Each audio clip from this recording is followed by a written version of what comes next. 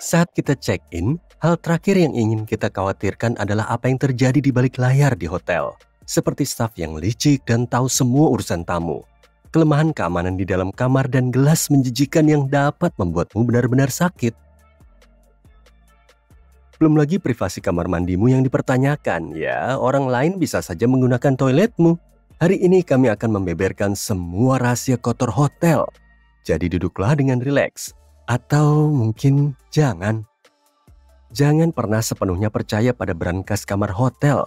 Rupanya staf hotel mengetahui kode universal yang dapat membuka brankas manapun di dalam gedung. Jadi mereka seperti memiliki kunci utama untuk semua barang berhargamu. Gagasan di baliknya adalah kenyamanan. Jika kamu lupa kode brankasmu, karyawan dapat dengan mudah menyelamatkan barang-barangmu. Tapi bisakah kita mempercayai mereka? Sebuah survei yang dilakukan pada tahun 2019 menunjukkan bahwa 43% petugas kebersihan hotel mengaku telah menggasak barang-barang pribadi tamu setidaknya sekali dalam karir mereka. Yang mengejutkan, perhiasan sebenarnya adalah barang yang paling kecil kemungkinannya untuk diambil. Meskipun pelanggan sudah check out, namun uang tunai dan teknologi adalah godaan utama. Jika kamu ingin menjaga barang-barangmu tetap aman selama menginap, ada pilihan lain. Kamu bisa menaruh uang tunai di brankas yang ada di resepsionis di lobi. Brankas ini lebih terlindungi dari pandangan mata yang ingin tahu dan biasanya dilengkapi dengan kamera.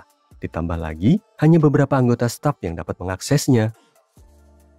Bahkan jika kamu sangat berhati-hati dengan keamananmu, aku harus jujur di sini, staf hotel dapat mengakses barang-barangmu kapanpun mereka mau. Banyak petugas kebersihan yang telah mengakui secara online bahwa mengambil dan menggunakan barang-barang tamu adalah hal yang biasa. Bahkan toiletmu pun tidak sepribadi itu. Petugas kebersihan mungkin menyelinap masuk untuk buang air kecil, terutama jika kamar mandi staf letaknya jauh. Mereka memang tidak diizinkan melakukan itu. Tapi kalau alam sudah memanggil, kita harus menjawabnya, bukan?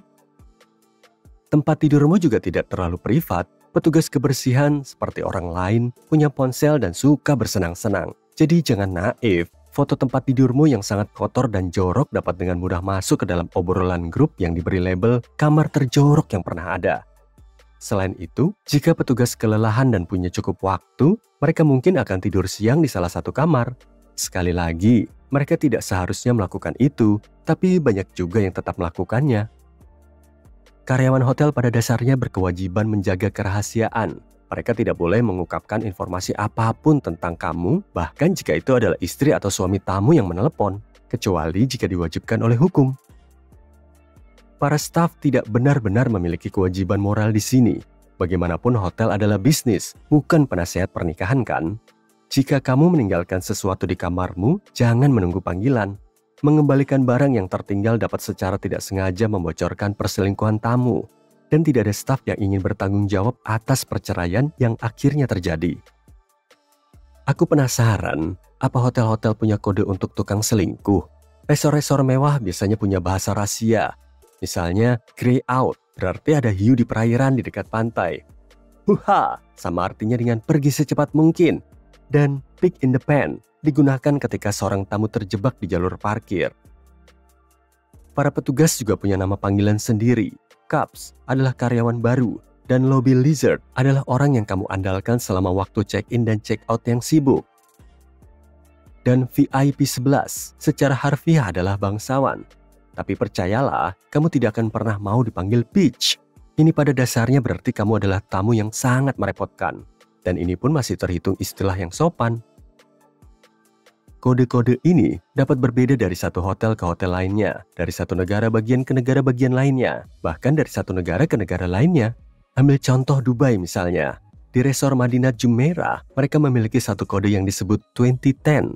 Kode ini seperti pengingat bagi para staf untuk memberikan anggukan atau lirikan mata saat tamu berada dalam jarak 20 langkah, dan melakukan kontak mata atau terlibat dalam obrolan yang ramah ketika mereka berada 10 langkah jauhnya.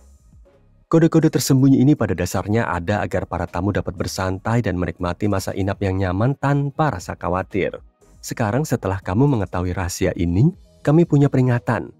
Jika kamu mendengar seorang karyawan mengatakan kode B di radio, kusarankan untuk segera beranjak dari tempat tidur. Itu berarti bugs atau serangga. Bisa jadi semut, kecoa, lebah, atau mimpi terburuk yang pernah ada.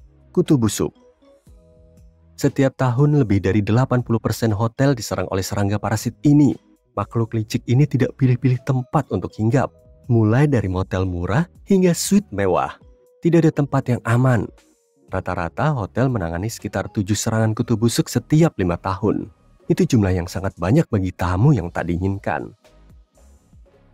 Tapi satu hal yang kita ketahui tentang serangga ini adalah bahwa mereka ahli dalam petak umpet. Mereka bersembunyi di celah-celah di sekitar tempat tidur, kepala tempat tidur, atau lapisan kasur. Menunggumu untuk tidur sehingga mereka dapat berpesta dengan darahmu. Terbangun dengan gigitan yang gatal dan menyakitkan sudah cukup buruk. Tapi lebih buruk lagi, jika kamu berakhir di kamar yang dipenuhi kutu busuk, kamu mungkin akan membawa pulang lebih dari sekadar kenangan. Serangga-serangga ini dapat menumpang di pakaianmu atau di dalam kopermu dan mendirikan kemah di rumahmu. Kabar baiknya adalah kamu bisa melakukan tindakan pencegahan sederhana, seperti mengemas pakaianmu di dalam tas resleting. Ide lainnya adalah menggunakan koper bermaterial keras karena kutu busuk lebih sulit menempel pada bahan yang kaku daripada kain. Sebelum kamu langsung tidur di ranjang hotel, waspadalah terhadap tanda-tanda kutu busuk, seperti bintik-bintik hitam kecil di spray atau kasur. Oh, ngomong-ngomong, bintik-bintik itu adalah kotoran mereka. Saat kamu kembali ke rumah, bongkar tasmu di kamar mandi pada permukaan yang terang. Dengan begitu kamu bisa dengan cepat melihat apakah ada serangga menyeramkan yang menumpang. Jangan pernah berpikir untuk menggunakan gelas hotel. Maksudku gelas yang kamu temukan di dalam kamar, mungkin di sebelah wastafel. Biasanya, gelas kotor di kamar tidak diganti dengan yang bersih, bahkan di antara para tamu. Ingatlah bahwa petugas kebersihan sangat diburu waktu. Pada hari yang sibuk, mereka bisa membersihkan sekitar 20 kamar. Untuk menghemat waktu, mereka seringkali hanya menggunakan handuk atau spons untuk mengelap gelas-gelas di kamar dengan cepat sebelum mengembalikannya untuk tamu berikutnya. Wah, ini bahkan lebih buruk lagi. Seorang mantan karyawan hotel mengungkap praktik yang mengganggu ini dalam bukunya yang berjudul Heads in Beds. Staf juga menggunakan produk pembersih yang kuat, seperti semir furnitur, untuk mengelap gelas-gelas tersebut. Itulah sebabnya gelas-gelas tersebut mungkin terlihat berkilau. Tapi masalahnya, air yang kamu minum mungkin akan mengandung bahan kimia. Jika kamu masih belum yakin dan masih ingin menggunakan gelas tersebut, ketahuilah bahwa seorang jurnalis yang menyamar memergoki seorang petugas hotel bintang 5 menggunakan sikat yang sama untuk gelas dan toilet. Astaga, itu menjijikan. Jadi lain kali, jika kamu menginap di hotel, bawalah botol minum sendiri, oke?